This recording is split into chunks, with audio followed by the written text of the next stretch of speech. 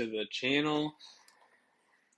We're going to shift things up a little bit with this video. I wanted to cover some trading psychology concepts, and I wanted to try and relate it specifically to the charts. So if you're in the Discord, the PTGD Discord, you would have seen this Bitcoin channel that I posted this morning. It's still holding, but it provides a really interesting opportunity to kind of get into the psychology of trading. Uh, you've heard me talk about Thinking in Bets by Annie Duke, and that book is very, very interesting to me.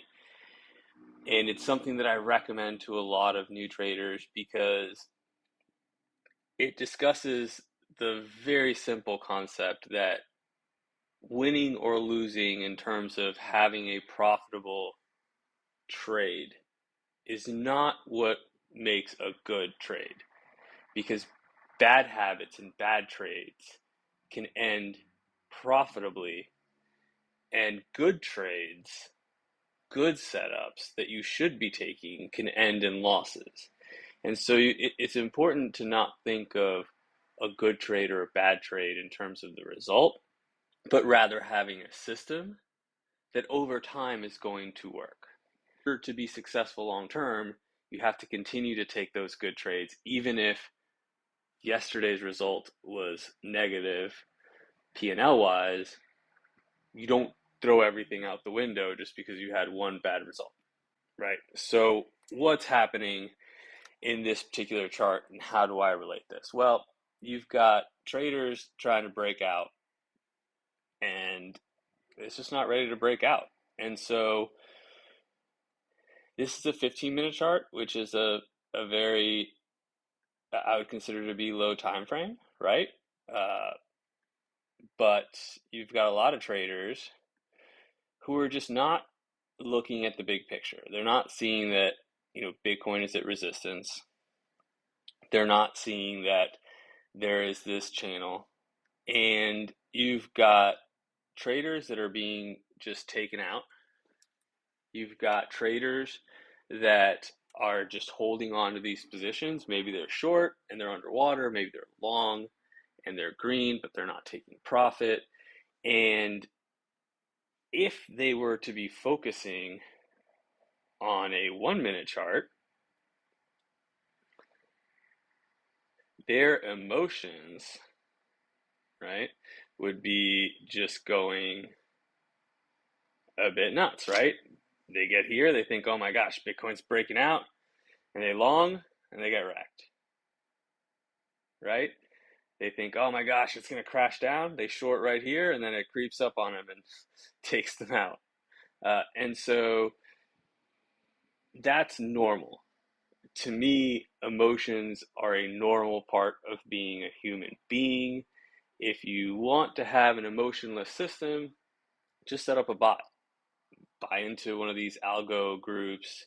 They charge you a monthly fee, and they put your money into the pool, and you run an algo. And that, there's nothing wrong with that, right? To me, the issue is that it's not about coming to trading and leaving your emotions at the door. It's more about understanding your emotions. If you look at Bitcoin over the last, what is this? Let's see.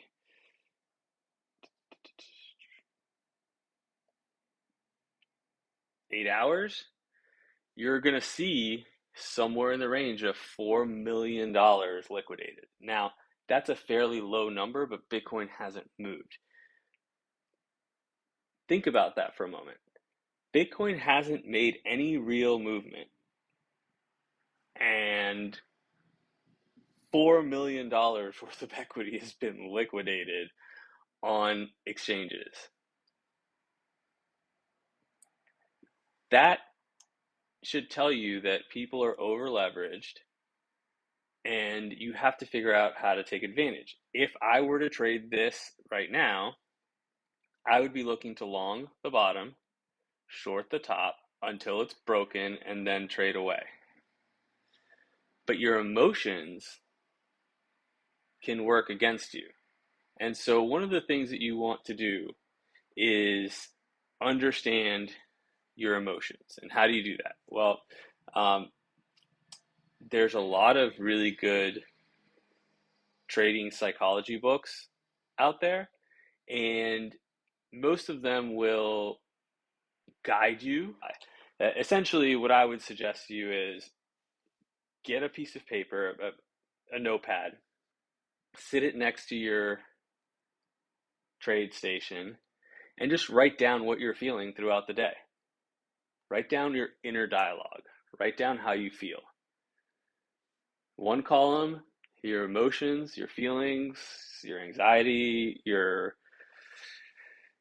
ecstasy, whatever it may be, good or bad. And then on the other column, write down what's going on with your trade. And just keep track of it. And keep track of it for the entire day. You don't have to focus on it. Just write it down as it's happening. And then at the end of the day, when you're done trading, review it. And do this consistently for a couple weeks. And what you will develop is a key, almost like a cheat code, right? I've talked in the Discord multiple times.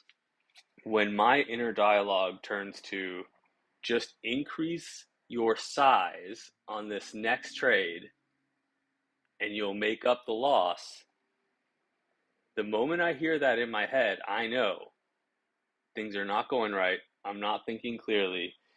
And it's just something that I've tracked and something that my head turns to when I'm frustrated, when I've made mistakes, and it's not something that happens when trades go against me. When I make good trades that go against me, my inner dialogue doesn't go negative. This is something that happens to me when I struggle with a bad choice and a bad trade and a mistake. And what ends up happening is I just compound the mistakes and I don't think clearly. And so I know the moment that the moment that I hear that inside my head, that I need to either stop trading or reduce my size.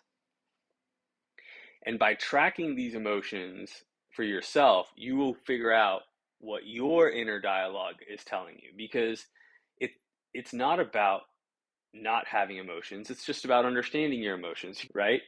There's a there's a very popular saying, you never go broke taking profits. And when I hear that in my head, immediately I start to think, okay, this is fear. I know for me, when my inner dialogue says you don't go broke taking profits, that is a sign that I am experiencing fear and I don't want to lose the profit that I have. Now, whether I went in too big, whether I entered the trade without proper analysis, or am I second guessing this trade because something has changed, right? And so when I hear that in my head, I start to think, okay, why am I experiencing fear? Is it because I made a mistake before? Or is it because something has changed since I entered this trade? If something has changed, I'm not going to stick in a trade that is no longer my thesis, but I'm also not going to exit a trade because I'm feeling fear for the result, right? And so fear is normal. I think if you don't experience some fear, then I don't know. I don't think that that's the norm. I think that you should accept your emotions and just try to understand them so that you don't allow them to control your decision making. So for me, after tracking my emotions and my trades, I was able to figure out what the internal dialogue means, because before I tracked it, it was just something in my head that was telling me to do something, but I never really understood it. And now I can say, okay, this is X, Y, or Z emotion. Why am I feeling it? Rather than just acting on it, why am I feeling this? Right? So, how do we loop this back into this chart? Okay, so this is a very classic Bitcoin uh, pattern, so to speak. What's going to happen here? You're either going to break to the upside and you're going to take out a lot of the shorts. You're going to break to the downside and you're going to take out a lot of the longs. What I would expect is either a move up that way, right? Or a move down this way, right? And then once you do that, once you get that move, then you're either going to reject and bounce and get a real move, or you're going to have buyers or sellers follow through, right? What does that mean? If Bitcoin reaches 18.2, it's going to be on the back of shorts forcibly closing their positions. And then once it gets here, either buyers continue to buy and follow through and the price keeps driving up and you get an even bigger squeeze, or buyers don't follow through and you get a full retrace and probably come back down all the way down to the bottom level. So that's what I'm looking at. If I were inclined to trade this range, I would just short the bottom. Short the top, long the bottom, but I'm not going to do that. Bitcoin's expensive. I see very little need to trade this particular range. I'd rather trade alts or futures and just wait for the move up or down, and still probably would trade alts or futures instead of Bitcoin. But this is going to drive the price in crypto, so it's something that you have to keep track of. In this pattern, emotions become very, very important because every time one of these tries to break out or break down, your emotions are saying, you're going to miss out. You're going to miss out. You got to get in. You got to get in. And you have to just kind of stop and think, okay, is this really what I should be doing? You have to understand that the charts are printing a pattern that is designed to trigger your emotions and designed to trigger you to make a mistake. All right. I hope that helps. I'll post the info on the books in the description below. Check out our Discord.